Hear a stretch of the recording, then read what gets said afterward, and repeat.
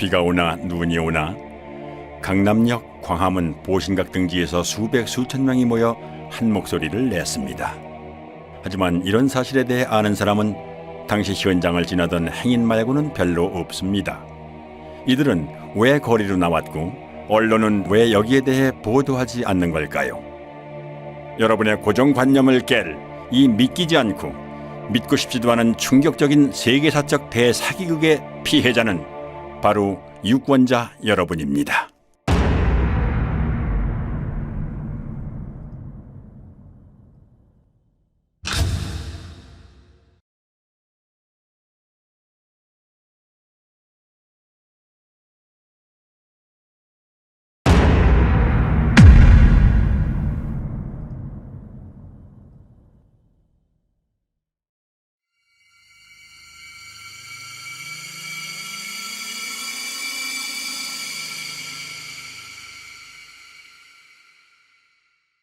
총선을 1년 앞둔 시점, 대통령 선거에서 우리가 재집권을 함으로써 앞으로 100년 한반도 평화를 가져오는 이 발언이 있고 3개월 뒤 더불어민주당의 싱크탱크인 민주연구원의 양정철 원장이 중국 공산당 중앙당교와의 협력 방안을 논의하기 위해 3박 4일 일정으로 중국을 방문했습니다. 伟大光荣正确的中国共产党万岁！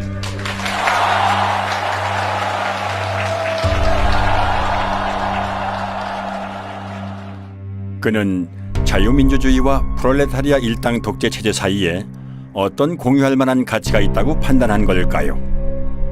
중공중앙당교와 협약을 맺은 다음 날 그는 심천으로 날아가 천재 프로그래머들이 즐비한 세계적인 IT 기업 텐센트를 찾아갑니다. 4.15 총선 한 달 전 전문가 11명의 예측 결과 민주당의 승리를 점친 전문가는 5명, 당시 야당인 통합당의 승리를 점친 전문가 역시 5명, 판단 유보가 1명이었을 정도로 예측 결과는 백중세였습니다. 선거 닷새 전 저는 하여튼 범진보 180, 민생당까지 다 합쳐가지고 비례를 받는 경우에 그것이 불가능한 것은 아니다. 이렇게 보고 있습니다. 와. 선거 하루 전 유시민의 발언을 의식한 탓일까요? 이근형은 지역구 목표를 130석 플러스 알파라고 밝히고 유시민이 말한 180석을 꿈의 숫자라고 표현합니다. 저희가 쉽게 예측하기는 어려운데 지역구에서는 130석 정도를 어느 정도 안정적으로 확보할 수 있지 않나. 그리고 거기에 이제 플러스 알파를 좀 기대하고 있습니다. 180석이라고 하는 것은 저희 입장에서는 굉장히 한마디로 꿈의 숫자입니다. 한마디로 꿈의 숫자입니다. 저도 과거에는 부활못이었어요. 저도 이제 특별감찰관실이나 그 국회 부의장실에서 부정선거 제보나 이런 것들을 접한 적이 있습니다. 그런데 그때는 이상한 사람들이다. 말도 안 되는 그런 거를 이렇게 가져오냐라고 해가지고 사실 제대로 살펴보지도 않았어요. 그냥 부활못이었죠.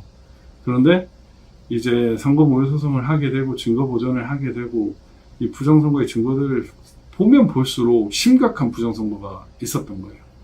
4월 15일 제21대 국회의원 선거일 출구조사 결과가 발표됩니다. 예상 외의 압승에 어안이 벙벙했던 걸까요? 민주당은 패한 쪽이라고 봐도 될 정도로 경직된 분위기입니다. 이근형 역시 환희에 찬 승자의 모습과는 거리가 있습니다. 민주당은 예상을 훨씬 뛰어넘어 그 꿈의 숫자를 현실로 만듭니다. 선거 다음 날 아침 이근형은 SNS에 전략기획팀의 예측이었다며 광역별 판세라는 표를 올렸는데 큰 논란이 일자 바로 삭제합니다. 그 표에는 지역별 예상 득표와 함께 비례대표 17석을 뺀 실제 민주당의 지역구 획득 의석수와 정확히 일치하는 163이라는 숫자가 적혀 있었던 것입니다.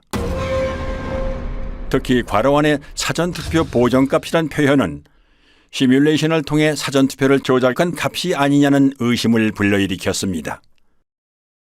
실현 불가능하다던 꿈의 숫자를 그는 왜 예측이라고 하며 갖고 있었을까요?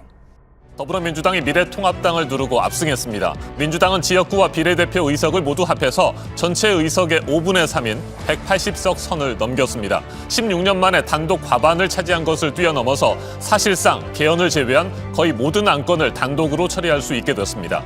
유례 없는 공룡 여당이 탄생한 겁니다. 반면 미래통합당은 비례정당까지 합해서 개헌 저지선인 101석을 턱걸이로 방어하는 참패를 당했습니다. 그런데 민주당 대선의 1등 공신인 양정철은 예상대로 나온 결과가 무엇이 그리 엄청나고 두려운지 입술까지 파르르 떱니다. 너무 엄청난 결과를 만들어 주셔서 무섭기도 하고 두렵기도 하고 너무 엄청난 결과를 이근영도 비슷한 말을 자주 남깁니다. 선거를 대승리로 이끈 이들은 대체 무엇이 그리 두려웠던 걸까요? 저도 선거를 한 30년 이상 분석을 했지만 이렇게 압도적으로 여당이 승리할 거라는 거는 전혀 예측 못했습니다.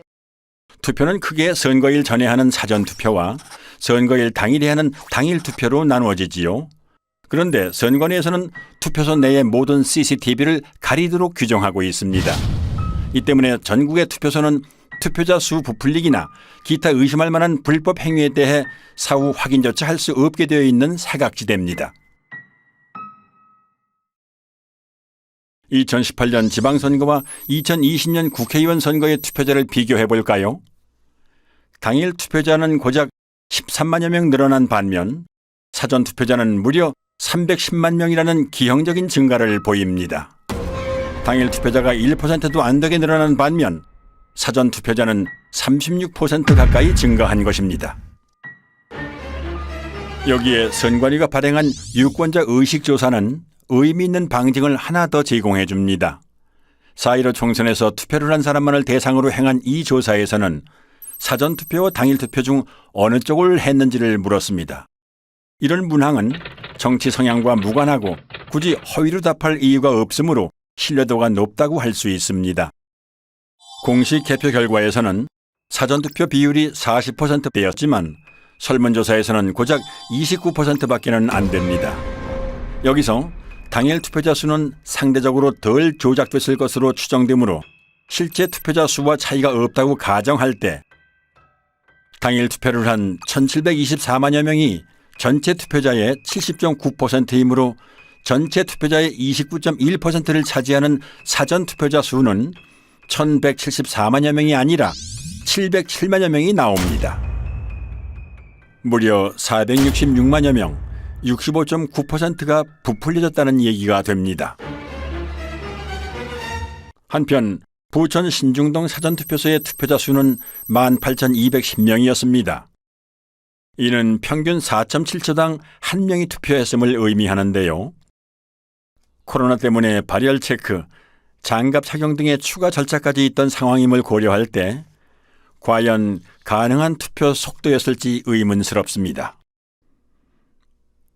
게다가 사전투표소는 당일투표소보다 훨씬 적어 비율로는 당일투표소가 4곳일 때 사전투표소는 1곳꼴이었습니다. 사전투표소보다는 당일투표소가 집 가까이에 있을 확률이 훨씬 높죠. 따라서 부득이한 경우가 아니라면 집 근처에 당일투표소를 놔두고 굳이 먼 사전투표소까지 찾아가는 고생을 사서 할 사람이 얼마나 될까요? 그것도 코로나가 한창인 시기에 말이죠. 이쯤 되면 투표소의 CCTV를 가린 여러 이유 중에는 실제 투표하러 오는 인원수를 파악하지 못하도록 하기 위함도 있지 않았을까 의심이 됩니다. 총선 직후 투표지를 삼립방 상자로 운반하는 장면이 포착돼 논란이 일기도 했습니다. 가능성은 크게 두 가지입니다. 다량의 가짜 투표지 혼입으로 인한 상자 부족 또는 가짜 투표지를 채워놓은 상자. 어느 쪽이든 삼립방 상자가 직전 총선에 비해 3배 가까이 비상식적으로 증가한 사전투표자와 연관이 있다는 사실만은 분명합니다. 표 부풀리기는 실물뿐만이 아니라 디지털로도 이루어집니다. 수상한 정황은 충남 부여에서 목격됐습니다. 당시 현장의 개표 참관인들은 다음과 같이 진술합니다. 1번에 기표한 투표지가 지나치게 많이 남았는데 재분류를 하면 역전됐다. 2번 후보표는 재확인용으로 많이 분류됐다. 주로 사전투표지에서 그런 현상이 발생했다. 개표 사무원은 참관인들의 항의에 못 이겨 전자개표기와 연결되어 있는 노트북을 재부팅하고 개표기를 리셋했습니다. 그러자 1번 후보표가 많이 나왔던 처음 결과와는 상반되게 2번 후보표가 많이 나온 것입니다. 이런 이유 때문에 부자랄들은 투표지 분류기라는 용어 대신 전자개표기라는 용어를 사용합니다. 상당히 저조해요. 전반적으로 지금 개표가 어떻게 진행되고 있습니까? 최첨단 전자개표기 960대를 도입하여 960대의 그 전자개표기가 투표지를 분류하면 2002년 도입 당시 자랑스럽게 불리던 전자개표기라는 명칭은 슬그머니 바뀝니다. 멀쩡한 전자개표기를 투표지 분류기라고 부르는 건 법률상 전자개표기는 재보궐, 지자체 선거 등 작은 규모의 선거에만 쓰도록 현행법이 정해져 있기 때문에 전국 규모의 선거에도 전자개표기를 쓸 경우 불법이 되므로 굳이 투표지 분류기라고 부르는 것입니다. 그런데 비례대표 선거를 수개표했음에도 불구하고 개표 시간은 이전 총선에 비해 불과 1시간 36분, 20.4%밖에는 늘어나지 않았습니다. 투표자 수가 19.2% 증가한 점을 감안하면 수개표와 별반 차이가 없습니다. 대체 무엇 때문에 쓰는 기계인지 의문스럽습니다. 참고로 2024년 총선에는 길이 47cm의 투표지까지 사용할 수 있는 신형 전자개표기가 도입됩니다. 전자개표기를 이용한 미심쩍은 조작 방법은 또 있습니다. 투표지를 분류할 때 전자개표기와 연결되어 있는 노트북 화면에서는 투표지가 한 장씩 스캔됨을 확인할 수 있는데요.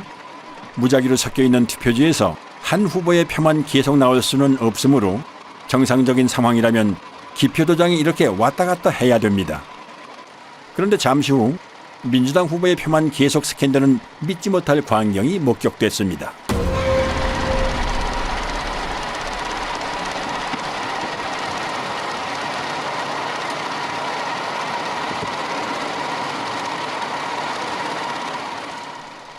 그리고 이런 장면은 부산에서도 참관인의 카메라에 잡힙니다.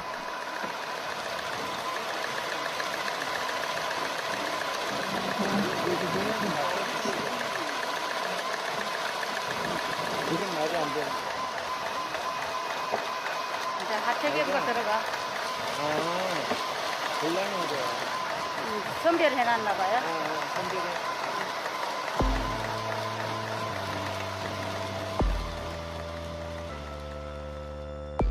과연 재확인 목적이 맞을까요? 중복 스캔에 대해 선관위에도 질의하고 내부 지침도 확인했지만 그런 내용은 없었습니다. 오히려 분류된 투표지를 다시 통과시키면 투표수가 많아지게 되니 유의하라는 빨강색 주의 문구가 있었습니다. 재확인이라는 구실로 부풀린 득표수와 투표지 수를 맞추는 작업이라는 생각이 강하게 듭니다. 이 장면은 부자랄들에게는 너무나 유명합니다.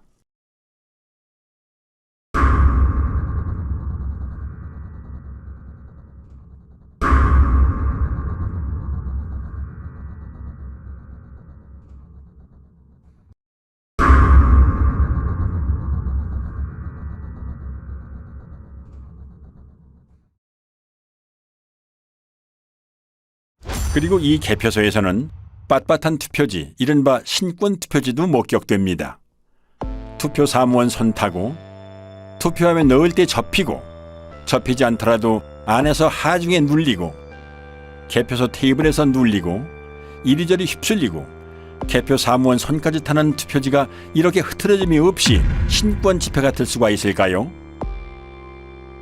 이 밖에도 곳곳의 개표소에서는 전혀 접힌 흔적이 없는 역대 최장의 비례대표 사전투표지와 롤 용지로 출력되므로 절단면이 매끈할 수밖에는 없음에도 불구하고 절단면이 거친 관외 사전투표지 다발 등 상식적으로 납득할 수 없는 투표지들이 목격됐습니다.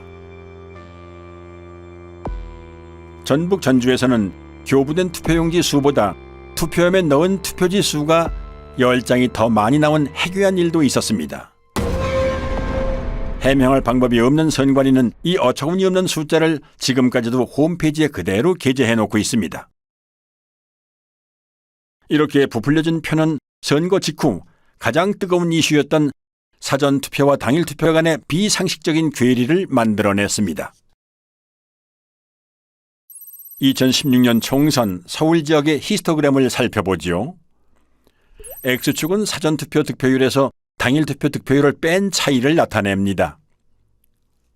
즉, 사전투표 득표율이 당일투표 득표율보다 크면 양수이므로 0을 기준으로 오른쪽, 사전투표 득표율이 당일투표 득표율보다 작으면 음수이므로 0을 기준으로 왼쪽에 위치하게 됩니다.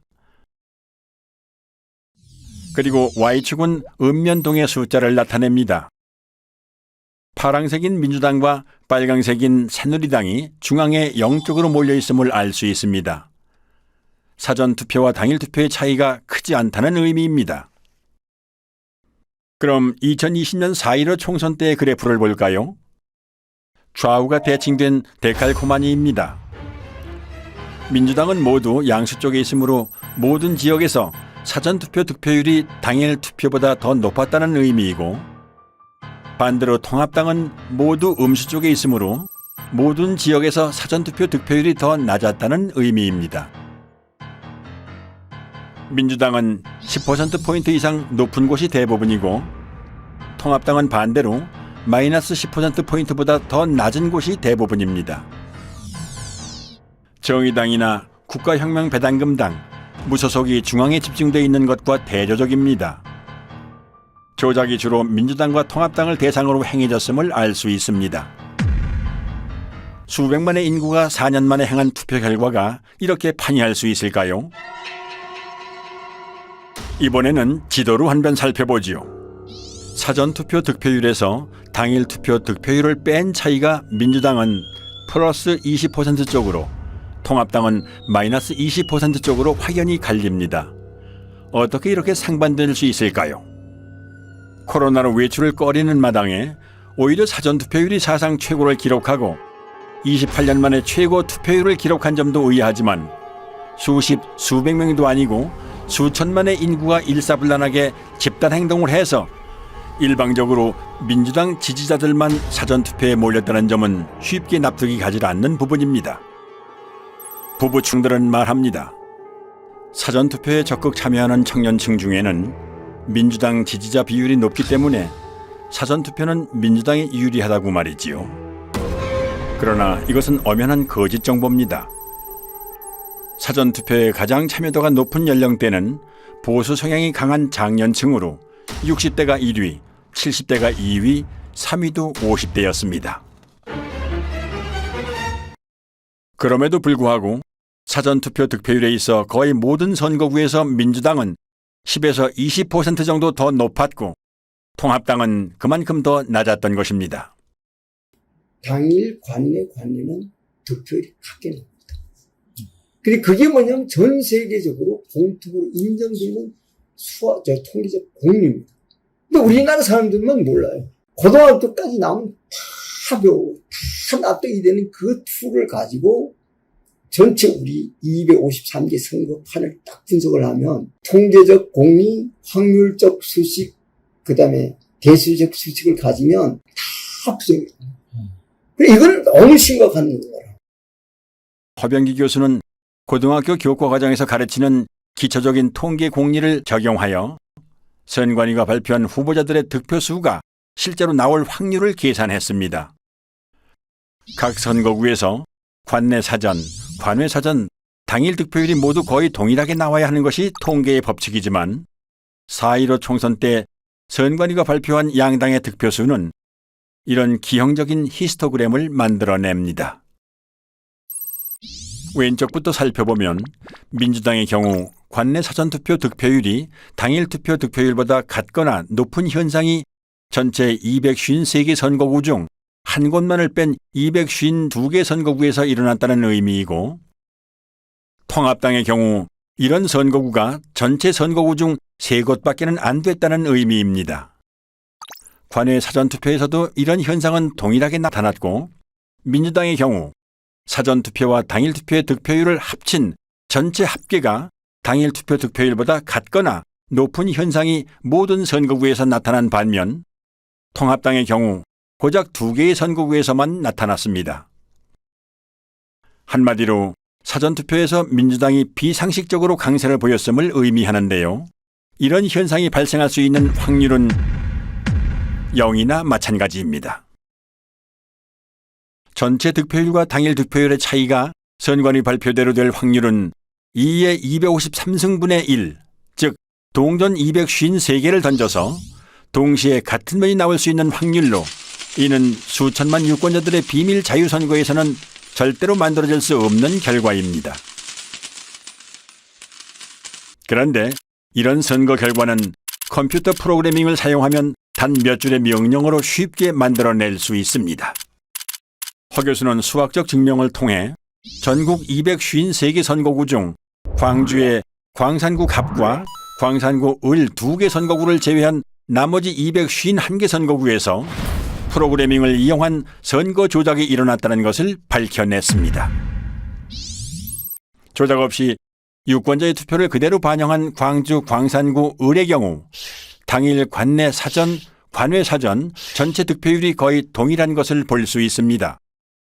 하지만 조작 프로그램으로 가짜 득표수를 만들어낸 인천 연수구 을의 경우에는 민주당 후보의 경우 당일보다 관내 및 관외 사전 득표율이 높고 통합당 후보의 경우 사전투표보다 당일투표 득표율이 더 높은 것을 알 수 있습니다. 이 그래프는 통합당과 민주당의 당일 득표율 차이에 대해 양당의 당일 투표와 사전투표를 합친 전체 득표율 차이의 변화를 보여주는데요. 따라서 X축과 Y축이 모두 양수인 일사분면은 통합당이 당일투표에서 이기고 당일투표와 사전투표를 합친 전체 득표에서도 이긴 경우, 이사분면은 당일투표에서 지고 전체 득표에서는 이긴 경우, 삼사분면은 당일투표에서 지고 전체 득표에서도 진 경우, 사사분면은 당일투표에서는 이기고 전체 득표에서는 진 경우를 의미합니다. 선관위 전산 조작 프로그램의 목표는 당일 투표에서 이기고도 전체 선거에서는 지는 통합당 후보들을 더 많이 만들어내는 것입니다. 즉, 원점을 지나고 기울기가 1인 정상적인 선거 그래프의 Y절편과 기울기를 움직여서 사사분면에 위치하는 선거구를 많이 만들어내는 것입니다.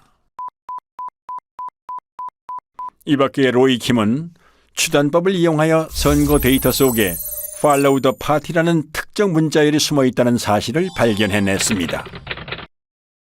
이처럼 선관위 데이터에서 특정한 문자열이 나왔다는 사실은 선관위 데이터가 유권자의 투표로 자연스럽게 생성된 숫자들이 아니라 누군가 선관위 데이터에 손을 댄 흔적이 문자열로 남았다는 의미가 됩니다. 프로그래머들은 본인의 작업물에 쉽게 드러나지 않는 암호를 숨겨놓음으로써 본인이 작업자라는 증거를 남겨두는 경우가 있습니다.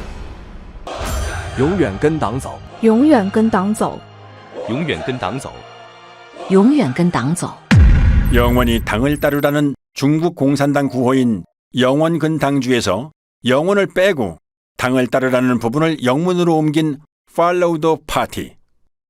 4.15 총선 전 양정철이 중공중앙당교와 협약을 맺은 다음 날 방문한 텐센트 본사 앞의 조형물에는 공산주의를 상징하는 낫과 망치와 함께 당을 따르라는 문구가 새겨져 있습니다. 프로그래머는 매일 오가며 보았을 이 친숙한 문구를 남긴 걸까요? 선거 데이터를 비교하고 분석하기 위해서는 그 데이터를 표준화하는 작업이 필요하다 생각했습니다. 그렇게 표준화 작업을 통해 분석하던 중 규칙성을 발견했는데 그것이 이제 수학적 규칙성이 아니라 언어적 규칙성이 아닐까 하는 호기심에 아스키 코드로 변환하는 과정에서 Follow the Party라는 문자를 발견할 수 있었던 것입니다. 선관위가 발표한 선거 데이터에서 발견되는 데칼코마니 분포, 1차 함수의 기울기 변화와 Y절편의 이동, 특정 문자열의 존재 등은 선거 결과가 인위적인 조작에 의해 만들어졌음을 의미합니다. 재검표 현장에서 쏟아져 나온 충격적이고 비상식적인 투표지들을 잠시 후 보시게 될 텐데요. 이들 가짜 투표지들은 조작된 투표 수와 실물 투표지 수를 일치시키기 위해 황급히 급조하는 과정에서 생겨난 것으로 보입니다. 이러한 데이터 증거들은 살인사건 현장에 남겨진 피에서 검출된 범인의 DNA에 비유할 수 있는데요. 살인사건의 DNA는 국과수의 포렌식을 통해 범죄자를 찾아낼 수 있습니다. 그렇다면 부정선거의 DNA로 범행을 밝힐 수 있는 방법은 무엇일까요? 우선 유권자가 실제로 투표한 실물 투표지 수를 선관위가 발표한 가짜 투표수와 대조해보는 방법이 있습니다. 이는 재검표를 통해 가능하죠. 개표 현장에서 신권처럼 빳빳한 투표지나 측면끼리 붙어있는 투표지가 목격된 것으로 보아 개표 이전 또는 개표 중에 가짜 투표지들이 투입된 정황이 있습니다. 하지만 실시간으로 실물 투표지를 투입하여 그 숫자를 선관위 발표 숫자와 정확하게 맞추는 것은 불가능에 가까운 일입니다. 따라서 전산 조작을 밝혀낸 전문가들은 후보자의 재검표 신청에 의해 투표함 보존이 결정된 선거구의 경우 투표함 전체가 바꿔치기 될 수 있다는 추측을 하기도 했습니다. 아니나 다를까 투표지가 보존되기 전, 심지어는 대법원의 투표지가 보존된 이후에도 투표함 전체가 가짜 투표지들로 통과리가 되었다는 사실이 재검표에서 확인됐습니다. 그 물증들을 잠시 후에 보실 수 있습니다. 그렇다면 이제 커다란 의문이 남습니다. 선거일에 내가 행사한 한 표는 지금 어디에 있는 것인가? 내 지역구에서 당선된 국회의원은 내가 직접 뽑은 게 아니라 선관위 컴퓨터가 뽑은 가짜란 말인가? 유권자의 입장에서는 당연히 이런 심각한 질문을 던져볼 수밖에 없습니다. 한편 부정선거 범죄의 DNA를 확인할 수 있는 또 다른 방법은 선관위 서버를 포렌식하는 것입니다. 선관위가 발표한 선거 데이터에는 가짜 득표수를 만들어낸 통계적 증거가 남고 서버의 로그 파일에는 그 조작 프로그램을 운영한 흔적이 남기 때문입니다. 선관위는 재검표가 있기 전 추석 연휴를 틈타 서버 이전을 시도했습니다. 모든 서버는 전원을 켜고 끈 기록, 외부로부터의 접속 이력이나 사전 투표용지 발급 이력, 데이터베이스 수정 이력에 이르기까지 컴퓨터가 관여한 모든 사건을 자동으로 남기도록 설정되어 있으므로 가히 핵심 증거라고 할 수 있습니다. 그런데 데이터를 새 서버로 옮김으로써 이 모든 기록을 없애버릴 수 있는 것입니다. 비유를 하자면 휴대폰을 교체할 때 사진이나 연락처만 옮기고 운영체제 업데이트 이력이나 통화 이력 등은 옮기지 않는 것과 마찬가지인 거죠. 한마디로 디지털 포렌식이 불가능해지는 것입니다. 선관위는 서버 교체는 아니라며 보도자료까지 배포하지만 이미 신뢰를 잃은 선관위의 말을 곧이곧대로 믿는 건 어리석은 선택입니다. 이에 인천 연수구을 민경욱 후보의 재검표 소송을 맡은 변호인단은 중앙선관위 서버에 대해 증거 보존을 신청하지만 기각됩니다. 기습적인 이전 시도를 알아차린 시민들은 선관위 관악청사 앞에서 경찰과 밤새 대치하며 서버 이전을 막기 위해 필사적으로 저항하지만 역부족이었습니다.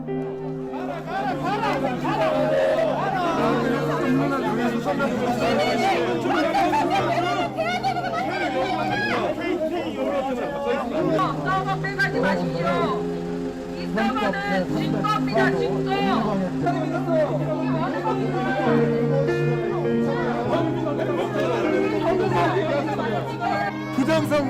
부정선거를 밝히라는 국민들 체포해가고 있습니다.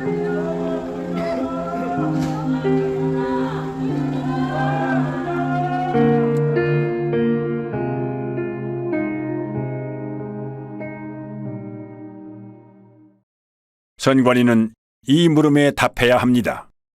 부정선거 범죄의 DNA가 어떻게 선관위가 발표하는 선거 데이터에 남게 되었는지, 우리 유권자들이 던진 진짜 투표지들은 지금 어디에 있는지, 포렌식의 핵심 증거가 되는 선관위 서버는 왜 빼돌렸고 지금 어디에 있는지, 만일 선관위가 이실직고하지 않는다면 수사를 통해 부정선거 범죄자를 검거하고 진실을 밝혀내야 합니다.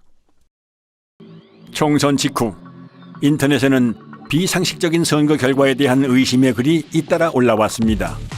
집단지성의 뜨거운 토론이 이어졌고 밤잠을 줄여가며 만든 다양한 분석 자료도 올라왔습니다.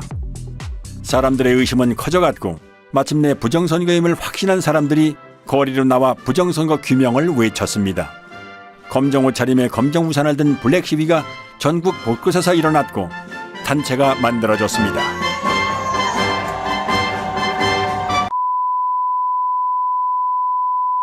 그러나 일부 군소 언론과 소수의 유튜브 채널만이 제 목소리를 낼 뿐 절대 다수의 언론 매체들은 침묵했습니다. 오히려 나무위키 같은 좌편향 사이트나 일부 언론은 음모론으로 폄훼하기까지 했습니다. 진중권은 부정선거 의혹을 제기하는 사람들을 정신병자 취급했습니다. 아군에게 총구를 겨누는 사람도 있었습니다. 광주 사태 북한군 600명 투입설과 사전투표 조작설은 국가기관의 판단을 부정한다는 공통점이 있습니다. 중앙선관위의 투개표 관리는 세계적 공정성을 인정받고 그 음모를 기가 막히게 만들어내는 생산공장이 김어준을 비롯한 그 집단들이 존재하죠. 지금 보수 진영에도 그 음모론이 파고들었습니다. KBS의 기자들은 선배이기도 한 민경욱 대표를 비아냥거리기까지 했습니다. 말도 안 되는 소리 하지 마시고 4년 뒤에 잘 하세요. Follow the party, man. Follow the party. 이거 BGM으로 막 파리 음악 틀어줘요. 이렇게. Party, man. 이거 나올 때다 둠시 했을 건데 공들여 기사를 안 보기 시작했어요. 그러니까 이만희가 재림 예수일 수 있는 거지. 그런 거지. 이만희가 재림 예수일 수도 있죠. 우리가 모르지. 그랑 똑같은 거야. Follow the party 몰라. 알고 싶지도 않아. 정작 최대의 피해자인 미래통합당은 꿀먹은 벙어리였습니다. 아니 몇몇은 오히려 민 대표 등 의혹을 제기하는 사람들을 비난하고 성토했습니다. 민경욱 의원이나 저 같은 사람들은 계속 정치를 하는 사람들이기 때문에 뭐 이런 정도의 국가적 혼란을 야기했으면은 민경욱 의원이 오르면은 제가 정치 그만두면 되는 것이고요. 뭐 제가 오르면 민경욱 의원이 좀 여기 좀 정치적인 책임을 지셔야 되지 않나 이런 생각이고, 같은 동료 국회의원이 국제 사기꾼이 되는 이런 현상에 대해서는 묵과해서는 안 된다. 조직적인 부정선거를 계획을 했다면 이런 얼빵한 증거를 일부러 남겨두겠냐. 그리고 등에 칼을 꽂았습니다. 총선 부정선거 의혹을 제기해온 민경욱 전 의원이라든가 과격한 발언으로 논란이 됐던 김소연 변호사 등이 자리를 내려놓게 됐습니다. 수학적으로 이렇게 분석을 해보면 하면 할수록 이건 부정이다 이런 이야기가 마음속으로 확신이 생깁니다. 이건 100% 부정이다. 예를 0.001%가 부정이 아니다 그게 아니라 100% 부정이라고 나온다. 관내 당일이 일어날 여기 선거 이번에 4.15 선거가 일어날 확률을 계산해 보면 몇 경분이 이래. 이 선거판은 도저히 이 세상에 존재하지 않는 선거 결과라는 게. 경기도 구리시 개표장에서 참관인으로 활동했던 이종원 씨는 색상이 다른 투표지들을 수상하게 여겨 선관위 직원에게 이의를 제기했지만 묵살당합니다. 그래서 경찰에 다시 신고하지만 선관위가 경찰의 진입까지 막았고 그 와중에 타인에게 건네받은 기표 안 된 투표용지 6장을 민경욱 대표에게 제공하는 공익 제보를 합니다. 신고를 했었습니다. 경찰이 개표 참관까지 들어와서 확인하는 중 선관위 사람으로 보이는 사람들한테 쫓겨났습니다. 그 중에 누군가가 저한테 의혹이 있으니 이것도 신고를 하세요 하고 주셨던 투표 용지가 제가 우리 옆에 계시는 민경욱 의원님한테 전달하게 된 동기입니다. 앞으로 사법기관이라든지 검찰이라든지 특별히 선관위라든지 이런 데 조사에 응해서 성실히 제가 조사할 용의가. 결국 이 의인은 절도를 했다는 누명을 쓰고 구속 수사까지 받은 끝에 1년 6개월이란 긴 기간을 복역합니다. 의심스러울 때는 피고인의 이익으로 판단한다는 형사법의 대원칙을 뭉개버린 엽기적인 판결이었습니다. 당시 실형을 확정한 대법원 3부에는 선관위원장 노정희가 소속되어 있었습니다. 한편 언론은 민 대표가 투표용지를 오인했다며 날조 보도까지 합니다. 일량 번호 붙어있는 당일 투표지입니다. 당일 투표지입니다. 또 민의원의 주장과 달리 해당 용지는 사전투표가 아닌 본투표용인 것으로 드러났습니다. 중앙선관위 조사 결과 민의원이 입수한 투표용지 6장은 사전투표가 아니라 총선 당일 본투표 뒤 남은 용지였습니다. 모든 언론사는 선관위가 악의적으로 왜곡한 보도자료를 그대로 받아 쓴 걸까요? 아니면 알아서 충성한 걸까요? 4.15 총선은 누가 봐도 미심쩍은 선거였던 탓에 선거 직후 역대 최다의 선거 무효소송이 무더기로 접수되었고, 부정선거를 줄기차게 주장해온 민경욱 대표는 가장 먼저 소를 제기합니다. 선거에 관한 소청이나 소송은 다른 쟁송에 우선하여 신속히 결정하고 재판하여야 합니다. 소가 제기된 날부터 180일 이내에 처리하라, 이렇게 되어 있습니다. 하지만 대법원은 처리 기한을 4배 이상 훌쩍 넘긴 800여일 만에야 이 소송을 처리합니다. 중앙선거관리위원회는 선의의 피해자인지 아니면 부정선거의 주범이며 공범인지 국민들이 지켜볼 것입니다. 그런데 많은 사람들이 공감을 안 하는 게 문제예요. 지금이 어떤 시대인데 이랬단 말이에요. 얼마든지 내년에도 또 신청을 해보겠어요. 해가지고 제가 교육을 시키고 싶어요. 사전투표 절대로 해서는 안 되고. 기다리고 기다리던 인천 연수구을 재검표가 소를 제기한 지 1년도 넘어 마침내 열립니다. 황당하게도 대법원은 사진과 동영상 촬영을 허용하지 않거나 극도로 제한합니다. 선관위는 투표지 이미지 파일 원본은 없다며 사본을 제출합니다. 투표지 이미지 파일이란 투표지가 전자개표기를 통과할 때 스캔되면서 저장되는 파일로 원본 파일을 확인해야만 진위 확인이 가능합니다. 사본에는 이미지 생성 시간 등의 핵심 정보가 없기 때문입니다. 그러므로 사본을 제출한 자체가 파일이 조작된 것임을 자인하는 셈이었습니다. 그런데 다행히도 중국 또는 다른 어디에선가 급조됐으리라 추정되는 투표지들은 품질이 조악하다 못해 엉망이었습니다. 투표관리관 도장의 빨간 잉크가 일장기처럼 원형으로 뭉개져 글자를 제대로 알아볼 수가 없는 이른바 일장기 투표지가 나왔고, 지역구 투표지 하단에 비례대표 투표지 일부가 인쇄된 배춧잎 투표지도 나왔습니다. 프린터에서 롤 용지로 출력하는 사전 투표지에서는 절대 나올 수 없는 측면끼리 붙은 자석 투표지. 아니 동영상 촬영해도 되나? 네네네. 제가 그 권한.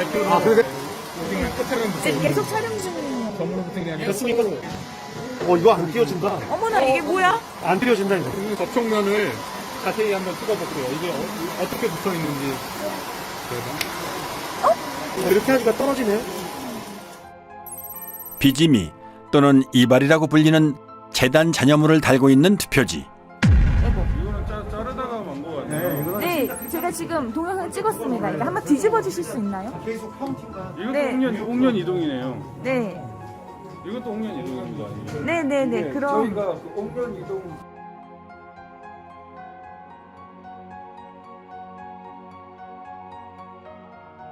인쇄소에서 쓰는 접착제인 머리풀, 일명 댄너리풀이 측면에 붙어있는 투표지와 이 접착제가 투표지 면에 묻어 서로 들러붙은 투표지. 그래서 이게 한번 뜯어봅니다. 네, 뜯어볼게요.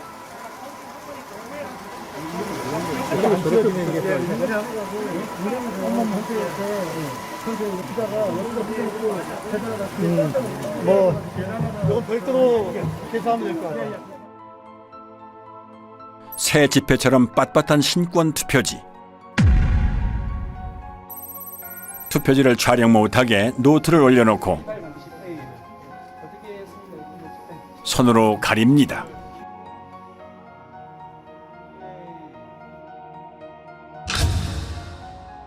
한쪽 여백이 아예 없는 것으로도 모자라 기표란 일부가 잘려나간 투표지, 테이프로 보수한 투표지,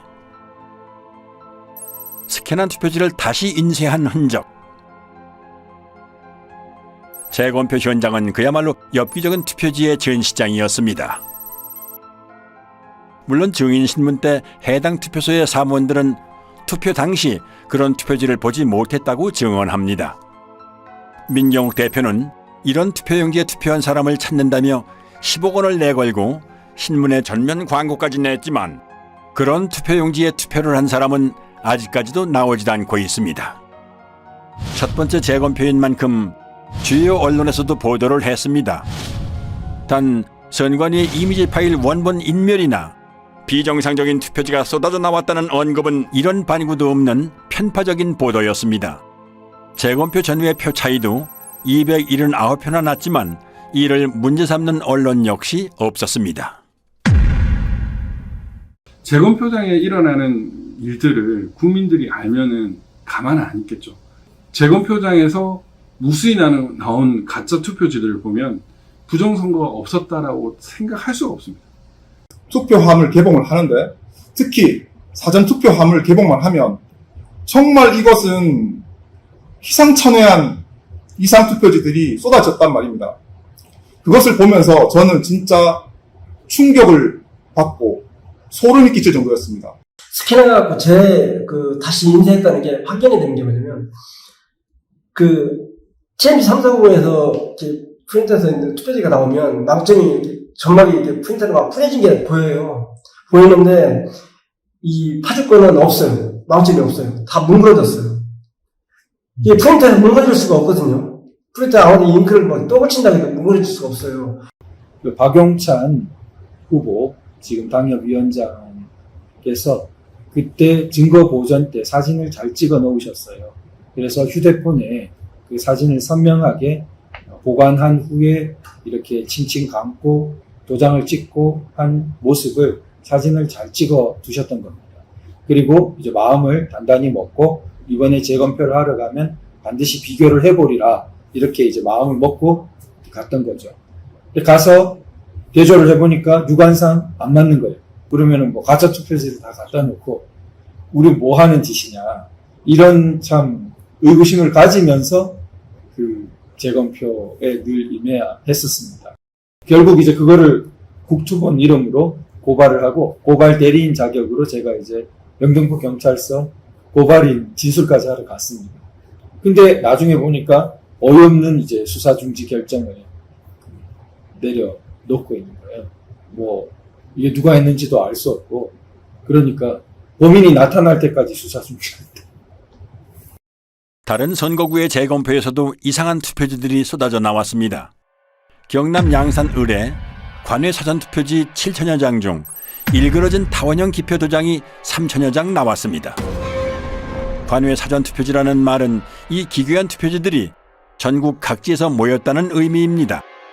이런 괴이한 일이 발생할 확률은 얼마나 될까요? 또한 정규용지 중량인 평량 100g보다 50%나 무거운 150g짜리 투표지 다발도 나왔고 자석 투표지, 한쪽 여백이 없는 투표지, 그리고 영등포구 을에서는 미사용 투표지 중 일련 번호가 아예 없는 투표지도 나왔습니다. 신고는 약방의 감초입니다. 오산에서는 투표지를 가로지르는 검은 줄도 발견됐습니다.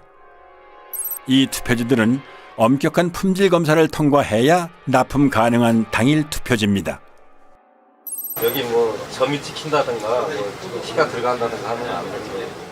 측면이 너덜거리는 테이프 붙은 투표지와 접착제 붙은 투표지, 검표한 옛날 기차표 같은 투표지, 테이프 접화면이 맞지도 않는 투표지, 비스듬히 잘려나간 측면에 도장까지 이상한 투표지, 사람이 아니라 인쇄기가 찍은 듯한 기표 도장,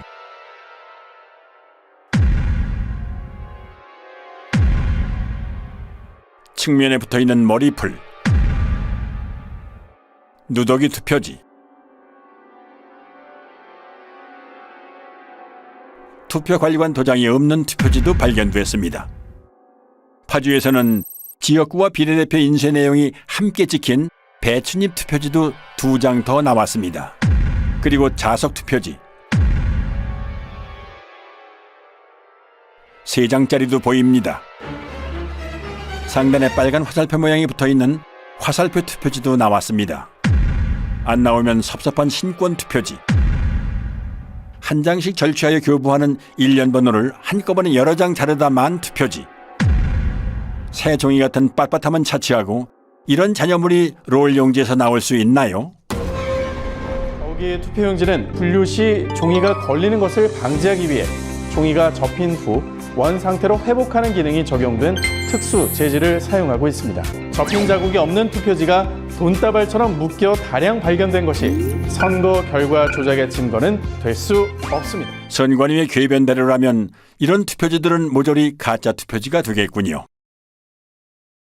주요 물증에 대한 보충 설명입니다. 화살표 투표지는 QR코드가 있으므로 사전투표지입니다. 사전투표용지는 롤 용지를 사용해 출력하죠. 롤 끝에는 용지가 풀리지 않도록 고정하는 스티커를 붙여놓는데 이 부분이 그대로 사용된 것입니다. 얼마든지 재발급이 가능한데 굳이 이런 투표용지를 교부할 사무원이 있을까요? 일장기 투표지는 투표관리관이 선수 도장을 날인하는 당일 투표지입니다. 관리관이 사용하는 도장은 잉크가 내장돼 있어 인주가 불필요한 만년 도장인데요. 아마도 사용법을 모르고 인주를 묻혀 찍는 바람에 일장기에 붉은 원처럼 도장이 뭉개진 투표지입니다. 참고로 일장기 도장은 송도 이동 제6투표구의 총 투표지 1974장 중 1000장 이상이 나왔습니다. 1000장을 날인하려면 무려 6시간이나 걸리는데요. 물론 그 긴 시간 동안 그런 도장을 찍은 사람도, 그런 투표지에 투표를 했다는 사람도 나타나지 않았습니다. 정상의 투표용지라면 좌우 여백이 균등해야 합니다. 선관위가 팩트체크라는 이름으로 올려놓은 영상부터 보시죠. 투표용지의 좌우 또는 하단 여백이 불균형하게 인쇄된 투표용지가 발견됐다는 의혹이 일면서 이게 유조 투표지 대량 인쇄의 증거라는 주장이 있었는데요. 대법원은 투표용지 발급기에 장착된 라벨 프린터에 종이를 정렬하는 가이드의 위치가 잘못 설정되었거나 공급용지를 한쪽으로 치우치게 투입하거나 커팅되면서 좌우 또는 상하 여백이 다른 투표용지가 생성될 수 있다고 판단했습니다. 투표지 위조는 없었다. 선거 이슈 팩트체크였습니다. 선관위 직원들은 선거 여러 날 전에 투표용지를 모의 출력해보고 사전투표 전날에도 최종적으로 모든 프린터에서 모의 출력을 실시하여 이상 유무를 점검한 뒤 프린터를 봉인합니다. 그리고 사전투표 당일 아침 봉인을 제거한 후 그 설정 그대로 사용합니다. 게다가 모든 투표용지의 폭은 100mm 불변이므로 위치를 한 번 설정해 놓으면 가이드에는 아예 손을 댈 필요가 없습니다. 그런데 이런 투표지가 나올 가능성은 얼마나 될까요? 그리고 이 프린터는 이렇게 소형 라벨까지 출력하기 때문에 좌우가 1mm만 틀어져도 불량품이 될 수 있으므로 가이드가 움직이지 않도록 고정해주는 레버가 있습니다. 올리면 풀림 상태, 내리면 잠금 상태가 되지요. 그런데 선관위는 여기 한술 더 떠 아예 레버를 글루건으로 고정을 시켜놓고 사용해왔음이 확인됐습니다. 레버 위에 반투명한 물질이 접착제입니다. 조금 전 선관위의 해명 동영상에도 레버 위에 접착제가 확인됩니다. 아무리 좌우 여백을 다르게 찍고 싶어도 찍을 수 없는 프린터를 가지고 그런 어이없는 여백 불량 투표용지를 찍어냈다고 사기를 친 겁니다. 더욱이 제조업체 매뉴얼에는 노랑 부분이 인쇄 영역이고 좌우 여백이 각각 2mm라고 명기되어 있습니다. 실제로 투표용지의 가장자리에는 바탕색이 인쇄되어 있지 않음을 알 수 있습니다. 그렇다면 이런 투표용지는 대체 어디에서 어떻게 찍어낸 걸까요?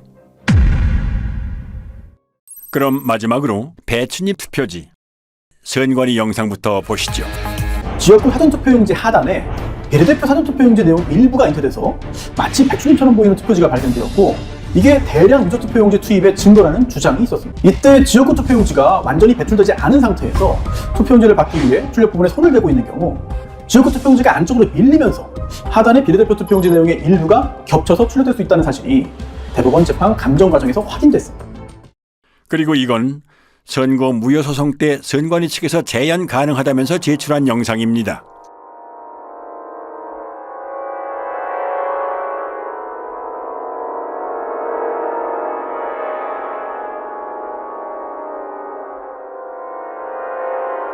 발상은 참신했지만 반박 불가한 여러 증거가 투표지에 남아 있었습니다. 선관위에서 사용하는 사전투표용지 발급기는 앱손사의 3색 잉크젯 프린터입니다. 잉크젯 프린터는 헤드가 좌우로 움직일 때 헤드에 달린 노즐에서 서너 가지 색의 잉크가 일제히 분사되어 색을 만들어내지요. 반면 가짜 투표지 인쇄에 쓰인 인쇄기는 순서에 따라 한 색상씩 개별적으로 찍어냅니다. 즉, 잉크젯 프린터는 여러 색을 동시에 찍어내지만 인쇄기는 색상별로 차례대로 찍어낸다는 커다란 차이점이 있는 것입니다. 옅은 색으로 인쇄된 파랑, 노랑, 녹색 부분이 보이시죠? 비례대표 투표용지 색상인 녹색은 파랑과 노랑이 섞여 만들어지는 색이죠. 그런데 이 투표지의 파랑과 노랑은 왜 서로 다른 위치에 찍혀 있을까요? 앞서 설명드린 대로 잉크젯 프린터로 녹색을 출력하려면 파랑과 노랑을 동시에 동일한 위치에 분사해야 하므로 이 투표지에서처럼 두 색상이 각기 다른 위치에 찍히는 일은 결코 일어날 수 없습니다. 즉, 이 파랑과 노랑은 인쇄소 인쇄기에서 파랑을 먼저 찍어낸 후에 노랑을 찍어내는 과정에서 발생한 흔적으로 인쇄소에서 찍어낸 가짜 투표지라는 결정적인 증거가 되는 것입니다. 또한 국회의원 선거 투표라는 글자가 곡면을 따라 인쇄된 것도 원통을 사용하는 인쇄기 인쇄의 흔적입니다. 평면으로 배치된 잉크젯 프린터의 노즐에서는 일직선으로 배열된 글자가 곡면으로 출력되는 일은 일어날 수 없습니다. 그리고 국회의원 선거 투표라는 글자 아래에 선거 투표라는 글자가 중복으로 인쇄되어 있습니다. 희미하게 보이는 노란 글자까지 치면 최소 3개입니다. 게다가 빨간 선관위 청인도 얼핏 보이는 것만 최소 2개입니다. 설마 투표 사무원이 2번 이상 여러 번 갖다 댔다고 하지는 않겠지요. 또한 한국경제당 아래에 위치한 친박신당이 더 위에 찍힌 것도 설명할 수 없는 부분입니다. 참고로 이런 인쇄 불량은 인쇄 중 찢긴 용지 일부가 원통에 달라붙은 것을 모르고 계속 작업할 때 일어나는 현상입니다. 사실 배춧잎 투표지의 증거는 이것 하나만으로도 충분합니다. 투표용지 출력에는 낱장이 용지가 아니라 이어져 있는 롤 용지를 사용하므로 앞에 투표용지가 절단되는 순간 다음 투표용지는 이미 상당 부분 인쇄를 마친 상태가 됩니다. 즉, 지역구 투표용지가 배출될 때 비례대표 투표용지 가장 윗부분의 선거명과 청인은 이미 인쇄를 마친 상태인 것입니다. 이 영상을 한번 보시죠. 선거용지 2장을 받으면 지역구 투표용지 배출에 바로 이어서 비례대표 투표용지가 나오는 모습입니다.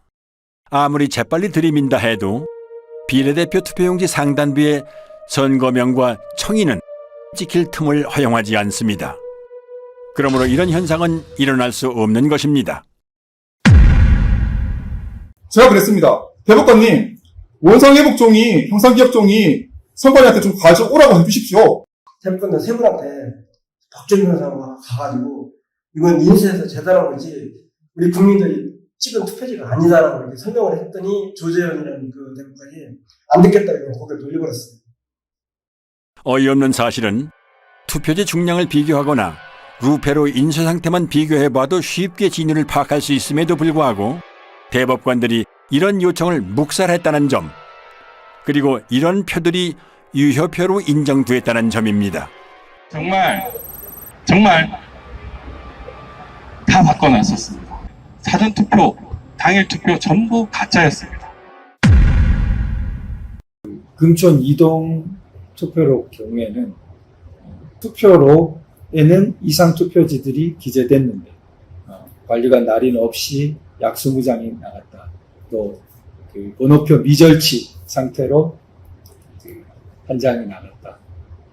오전 시작할 무렵에 그런 일이 벌어졌다고 기재되어 손글씨로 되어 있습니다. 그러니까 누군가가 분명히 적은 것이죠. 그렇다면 이것은 재검표 때 나온 금촌 이동 이 투표지들은 진정한 투표지가 아니고 뭔가 바꿔치기 된 투표지가 아니냐. 이상하다. 투표록에는 투표관리관의 실수로 도장을 찍지 못했다라고 이렇게 20장을 찍지 못했다고 했는데 재검표장에는 전부 다 찍혀서 나온 이런 특이한 현상이 있어요. 개표장의 투표지들과 재검표장의 투표지들이 다르다라는 얘기죠. 이런 빳빳한 이런 성질뿐만 아니라 투표록, 개표록에 있어서의 그런 심각한 차이도 이런 부정선거를 입증하는 그 증거라고 할 것입니다. 촌 이동 미투표소 경우에는 상당히 이제 우리 이때까지 많은 의혹들이 총 어떻게 보면 정점에 이른 그런 사례로 볼 수 있지 않을까.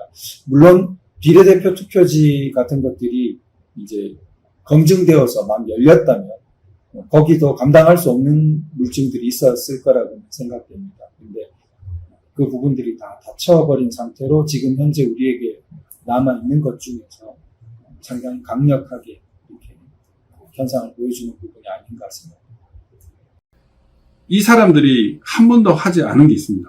비례대표 투표함을 하나도 열지 못했어요. 비례대표 투표함을 하나도 열지 못한 이유가 있겠죠. 너무나 엄청난 증거들이 쏟아질까 봐 두려웠던 거죠. 비례대표 투표지에 대한 중요성은 초기부터 강조되었습니다. 워낙 이게 길어가지고 특별히 위조하기가 어렵다. 표시가 많이 날 거다. 이렇게 생각했기 때문에 처음부터 증거 보전을 할 때부터 문제가 됐어요. 증거 보전을 할 때 비례대표 투표지까지 하도록 법원 명령이 나왔는데 선관위 국장급에 해당되는 사람이 그 지역국장인가요? 아니 판사를 막 그렇게 판사의 권위도 무시하고 그걸 증거 보전을 못하게 했거든요. 그리고 뒤에 따로 가서 했거든요. 이미 뭔가 또 손을 썼겠죠. 아마도. 그러니까 그때부터 벌써 비례대표 투표지가 자기들에게 엄청나게 약점이 있었던 거죠. 비례대표 선거 무효 소송은 3년 만에 재판을 열었는데 그 첫 기일에 모든 증거 신청을 기각하고 바로 변론을 종결하고 선고기일을 잡고 기각 판결을 내렸다는 말입니다. 이런 재판이 있을 수 있습니까? 참고로 자유통일당이 제기한 비례대표 선거 무효소송 주심인 민유숙 대법관은 투표지에 대한 확인은 물론이고 이렇다 할 변론 기회조차 부여하지 않고 서둘러 소를 기각해버리는 불법적인 행보를 보였습니다. 민경호 의원이 연설로 제일 마지막 공판할 때 가가지고 제가 참고인으로 설명을 했는데 제가 그 얘기했어요. 이게 부정이 아니다 그러면 전 세계 고등학교 통계학 책을 다 바꿔야 합니다. 그러나 2022년 7월 28일 인천 연수구울 선거무효소송 판결일 천대엽, 조재현, 이동원은 세계 사법 역사에 길이 남을 최악의 판결로 선거무효소송을 기각하며 사법정의를 도륙합니다. 그들은 누구나 알아챌 수 있을 정도로 허술한 온갖 물증을 무시하며 칼에 지문을 남길 만큼 어리숙한 범인은 없으므로 칼에 지문을 남긴 자는 범인일 수 없다는 황당한 논리로 선관위를 비호합니다. 선거소송의 피고인 선관위원장이 본인의 사건을 직접 재판하는 것은 모순이고 헌법에 위반됩니다.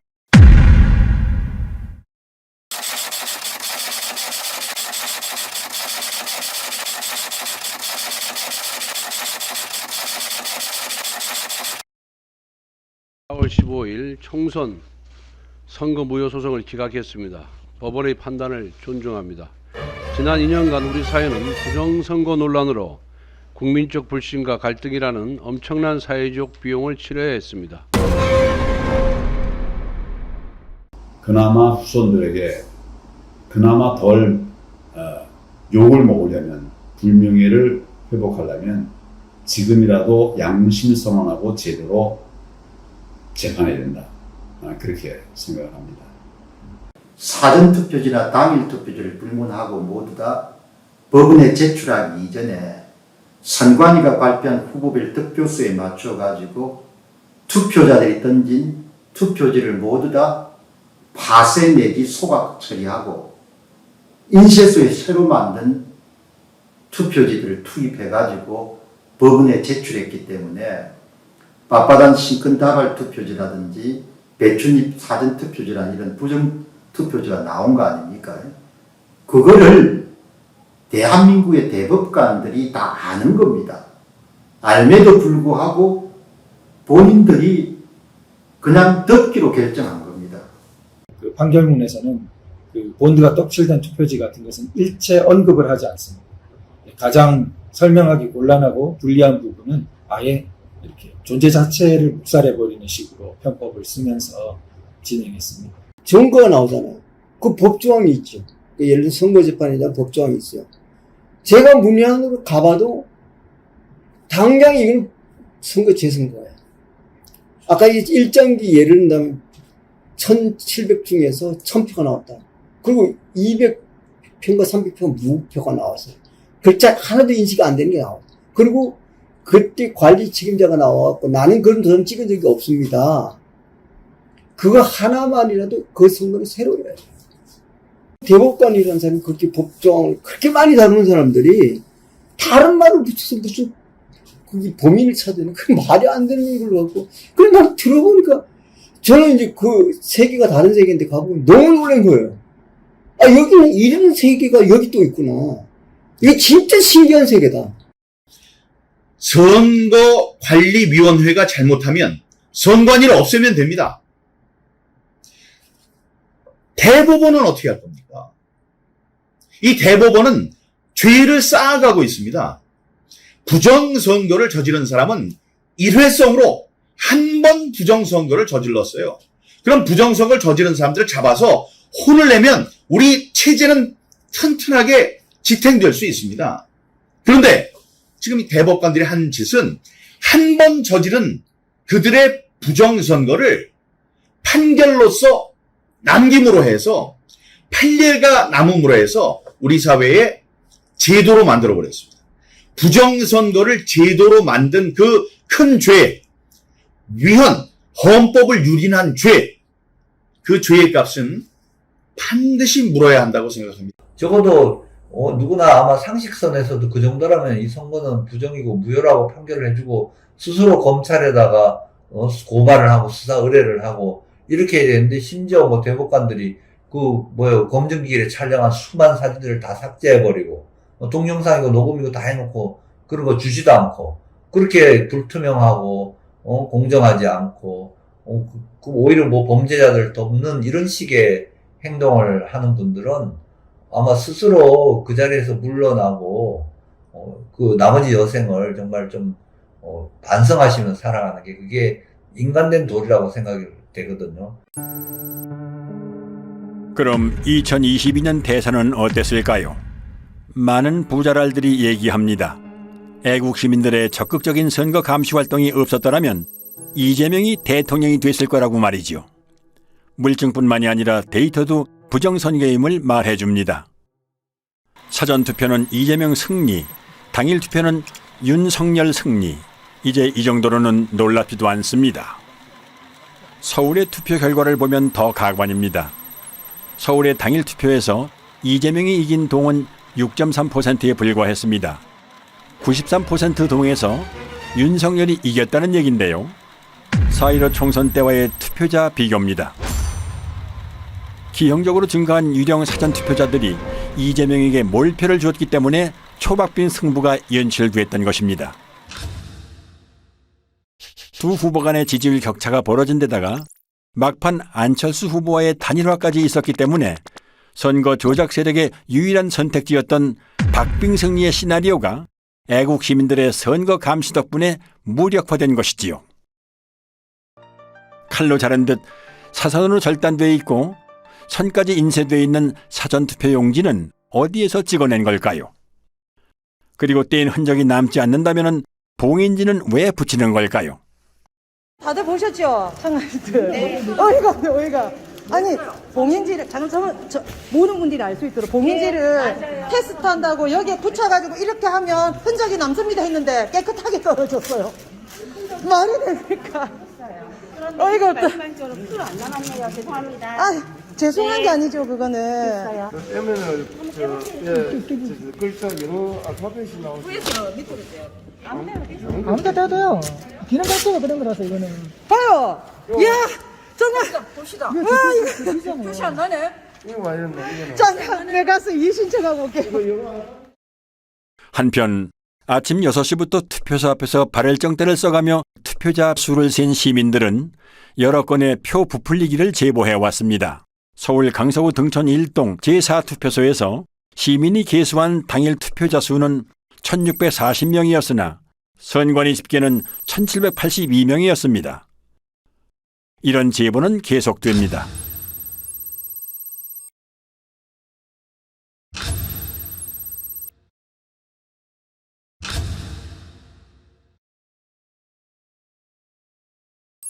국민의 참정권 유리는 정권이 바뀐 후에도 여전히 계속되고 있습니다.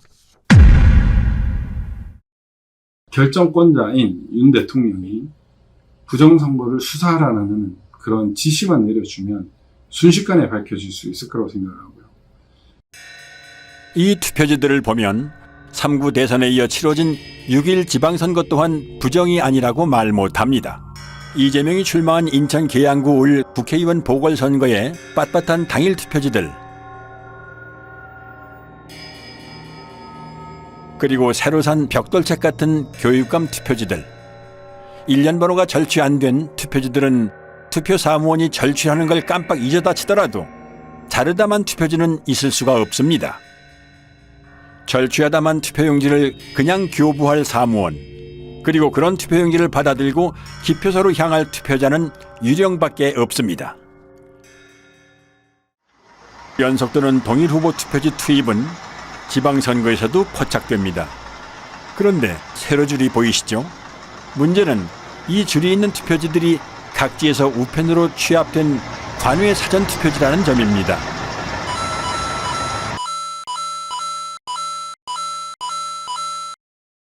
눈 깜빡할 사이에 줄이 있는 투표지 10장이 연속으로 지나갔습니다. 경자 위에 희미하게 짧은 줄이 있는 첫 번째 투표지에는 죽전 이동이라고 찍혀 있는 것 같군요. 두 번째, 세 번째, 네 번째 투표지는 정자 이동이 찍혀 있는 듯합니다. 다섯 번째는 서현 일동으로 보이는군요. 여섯 번째 투표지는 판독이 힘든데요. 공주의 옥령동 아니면 진주의 옥봉동일까요? 일곱 번째는 정자 2동, 여덟 번째는 정자 1동, 아홉 번째는 희흥동인가요? 어쨌든 별개의 지역입니다. 마지막 열 번째는 서당 1동처럼 보이는데 정확히 판독은 안 되지만 아무튼 처음 나오는 동입니다. 투표지에 세로줄이 있는 것만으로도 매우 수상한 일인데 각지에서 취합된 세로줄 투표지가 연달아 모여있을 가능성은 얼마나 될까요? 당연히 여러 투표소에 관리관 도장이 찍힌 가짜 투표지를 어딘가에서 한꺼번에 찍어냈다는 증거인 것입니다. 문재인 정부에서 실시한 4.15 총선과는 달리 6.1 지방선거, 국회의원 보궐선거, 교육감 선거는 윤석열 정부에서 실시된 선거들로 정권이 바뀐 후에도 여전히 부정선거가 자행됐다는 정황을 보여줍니다. 따라서 이들 선거에서 부정이 있었다면 마땅히 그 책임은 윤석열 대통령이 져야 합니다. 법학자들, 변호사들 침묵하고 있습니다. 이런 잘못된 진행에 대해서는 잘못된 절차 진행, 잘못된 재판에 대해서는 비판의 목소리를 내야죠. 왜 안 냅니까? 이 시대를 살았던 기자들은 지난 4년의 공백기간, 그 양심의 공백기간, 이 사회의 목탁, 무관의 제왕, 칼보다 강한 펜을 휘두르지 못했던 그 자신들의 죄를 앞으로 오랫동안 고백해야 될 겁니다. 이 배춘입 투표지로 투표한 사람이 존재한다고 가정을 하지요. 선관위는 QR코드 확인을 통해 이 투표지로 투표한 사람이 누구인지를 특정할 수 있습니다. QR코드 맨 마지막 7자리의 일련 번호가 투표자마다 다르게 부여되기 때문이지요. 사전투표소에 들어서서 본인 확인을 하고 투표용지를 발급받는 순간 투표자와 투표용지가 매칭되고 기표된 투표지는 전자개표기를 통과하면서 누구에게 투표했는지가 컴퓨터에 저장되므로 누가 누구를 뽑았는지를 확인할 수 있는 것입니다. 당일 투표지의 경우 일련 번호가 절취된 상태에서 전자개표기를 통과하므로 익명성이 보장되지만 사전투표지의 경우는 일련 번호 즉 QR코드가 붙어있는 상태로 전자개표기를 통과하므로 사전투표를 한 국민의 정치 성향을 선관위가 파악할 수 있는 것이지요. 설상가상으로 여론조사 업체들은 조사 전화번호를 통신사로부터 직접 받는 게 아니라 선관위 산하에 여심위를 통해 받도록 되어 있습니다. 그러므로 사전투표에서 얻은 정보를 이용하여 여론조사 표본을 편집하는 일은 이론적으로 얼마든지 가능합니다. 입맛에 맞게 편집된 여론조사 표본은 조작된 결과를 만들어내고 이에 영향받은 중도층의 민심은 표심에 반영될 수밖에는 없습니다. 여기에 선거 조작이 더해지면 선거 결과는 특정 정당이 유리하고 기타 정당에는 상대적으로 불리하게 나올 수밖에는 없고 이런 악순환은 시간이 흐를수록 고착화할 것입니다. 이렇게 선관위가 제출한 자료를 보면 투표자가 누구였고 그 사람이 몇 시경에 몇 시 몇 분에 투표를 하러 왔고 그 사람의 주소지가 어디고 이런 것들이 딱 적혀져 있습니다. 결국 QR코드와 그 투표 시간을 이렇게 연동을 하게 되면 누구인지를 바로 확인할 수 있는 그런 상황이더라고요. 결국에는 비밀투표 원칙이 위배되고 있다라는 것을 스스로 자인을 했는데 선관위는 지금도 그걸 부정을 하고 있죠. 지금도 이제 만약 공중파 같은 데서 이런 그 사건을 다루고 국민들에게 알린다면 국민들이 저는 가만히 있지 않을 거라고 생각됩니다. 언론은 선관위의 조작 결과를 무비판적으로 수용하고 재검표에서 쏟아져 나오는 온갖 물증이나 대법관들의 만행을 철저히 외면함으로써 대중의 눈을 가렸습니다. 정치인은 또 어떤가요? 부정선거라 할지라도 나만 당선되면 국가의 존립, 국민의 주권은 내 알 바 아니라는 태도로 침묵, 방관하고 심지어 부정선거를 밝히려는 국민들의 노력을 무시하고 조롱해온 자들은 앞으로 영원히 권력의 무대에서 퇴출되어야 합니다. 한편 헌법과 법률을 수호해야 할 책임이 있는 대법관들은 누가 봐도 뻔한 부정선거 범죄의 증거를 묵살하고 법률로 정해진 재판 절차를 그들 스스로 위반하며 오히려 선관위를 비호함으로써 공정한 재판관이 아닌 선관위의 변호인 노릇을 했습니다. 수사를 통해 그들의 헌법과 법률 위반 행태를 반드시 밝혀내고 법적, 도의적 책임을 물어야 합니다. 만약 선관위의 범죄에 대해 내부 직원이 양심 선언을 했더라면 상황은 어떻게 변했을까요? 양심 선언이 없었더라도 통계학과 등 학계가 소신에 따라 부정선거를 외쳤더라면, 학계가 비겁했더라도 언론이 제 목소리를 냈더라면, 언론이 입을 닫았더라도 정계가 부정선거를 부르짖었다면, 정계가 외면했더라도 대법원이 양심에 따라 판결했더라면, 대법원이 범인과 한몸이더라도 온 국민이 들고 일어났더라면 상황은 어떻게 바뀌었을까요? 이 보이지 않는 거악의 카르텔을 무너뜨리지 않는 한 이 나라의 자유민주주의 회복은 불가능합니다. 윤 대통령의 대선 후보 시절 박주선 전 의원은 직언을 쏟아냅니다. 모든 갖가지 증거를 종합해 볼 때 부정선거가 광범위하게 자행이 됐다 하는 의혹을 지을 수가 없습니다. 실제로 검토 결과 몇 장의 투표용지를 보니까 경악을 금할 수가 없었습니다. 재작년 4.15 총선 때 사전선거가 좀 부정 의혹이 있지 않는가 걱정을 많이 하고 계시는 거 알고 있습니다. 부정선거를 만약에 획책한다면 이 나라에서 살 수 없게 해야 되지 않겠습니까?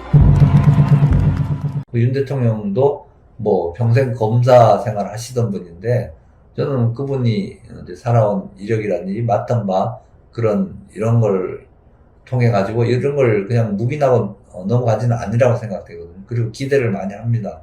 하고 다만 이제 워낙 큰 일이라서 신중하게 정치적으로 뭔가 잘 해야 되겠죠. 그래가지고 정말 나라가 혼란 없이 이렇게 불의와 부패한 데 관여된 사람들은 지위 고하를 막론하고 일단 그 직에서 배제하고 또 조사해가지고 그 응당한 책임을 처벌을 받도록 하고 또 그 제도는 다시 개혁을 해가지고 국민들 누구나 이렇게 신뢰하는 선거제도를 다시 마련해야 될 거로 생각합니다. 윤석열 대통령은 대선 후보 시절 유세에서 한 약속을 지켜주기 바랍니다. 비상식적인 통계적 증거와 숱한 물증이 나왔음에도 수사에 착수하지 않는다면 정부 수반 또한 공범입니다. 부정선거의 줄임말인 부선은 단순한 말줄임 외에 유권자 스스로가 뽑는 선거가 아니란 의미도 있습니다. 당선된 최고인민회의 대의원들을 다음과 같이 보도한다.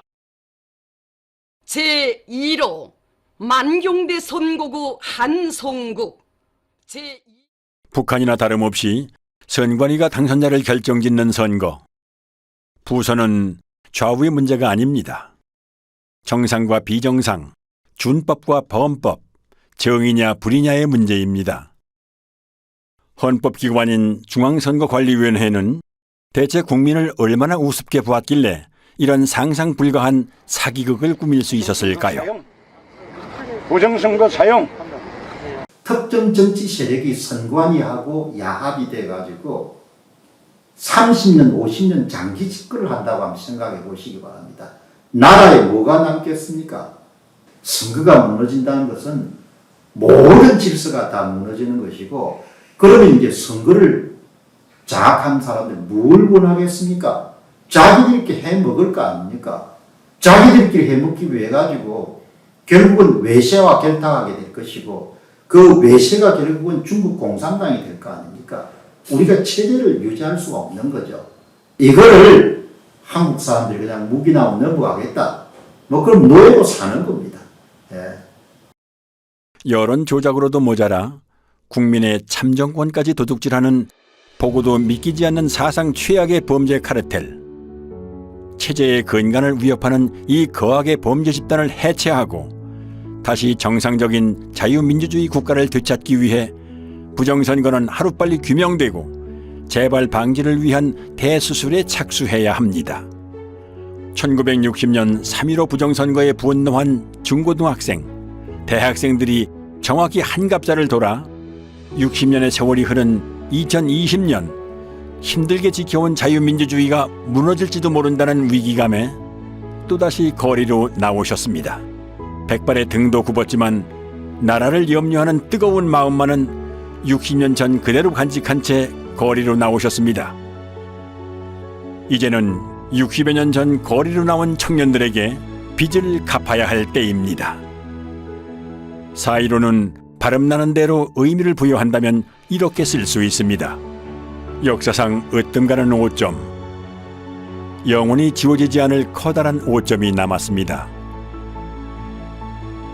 세상은 부정선거 같은 일이 어떻게 있을 수 있느냐는 듯 마냥 평화로워 보이지만 지금 우리가 살고 있는 곳은 국민 주권을 유린한 거악의 부정선거 카르텔이 국회의원을 만들고 대통령을 만드는 끔찍한 독재 국가입니다. 나는 헌법을 준수하고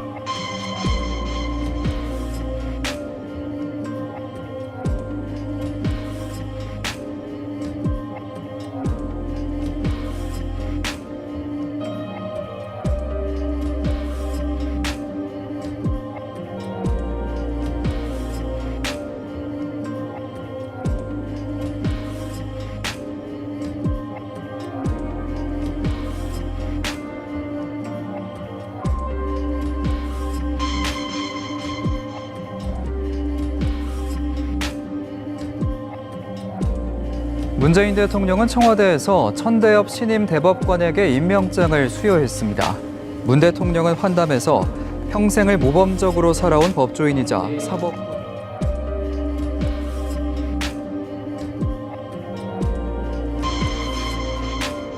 천대엽이라는 대법관이 저에게 이렇게 얘기를 했는데 전 아직도 그 목소리가 잊혀지질 않습니다. 저를 한번 믿어주세요라고 했어요. 손짓도 하면서. 저를 한번 믿어주세요.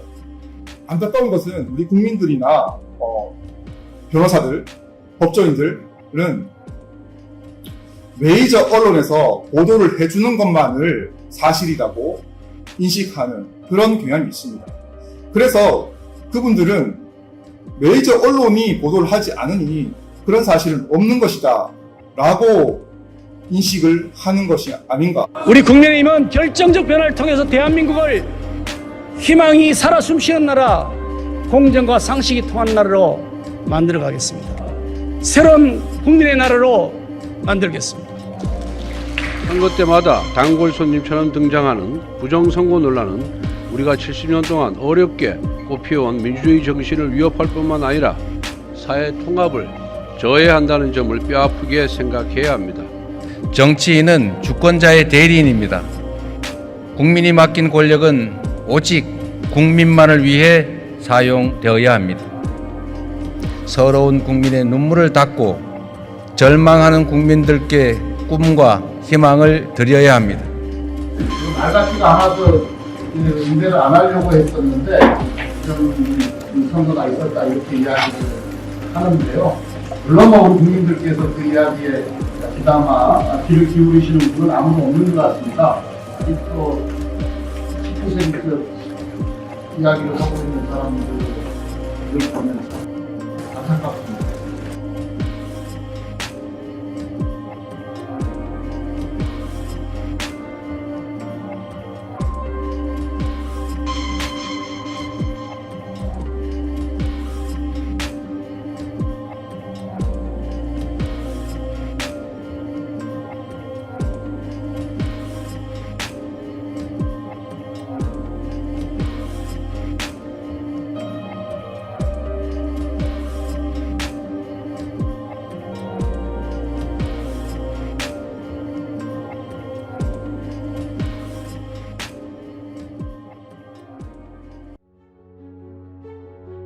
수사를 통해 부정선거의 진상을 규명하고 관련자를 처벌하고 잘못된 선거 제도를 뜯어고쳐 우리의 권리를 되찾고 나라를 바로 세울 것인가?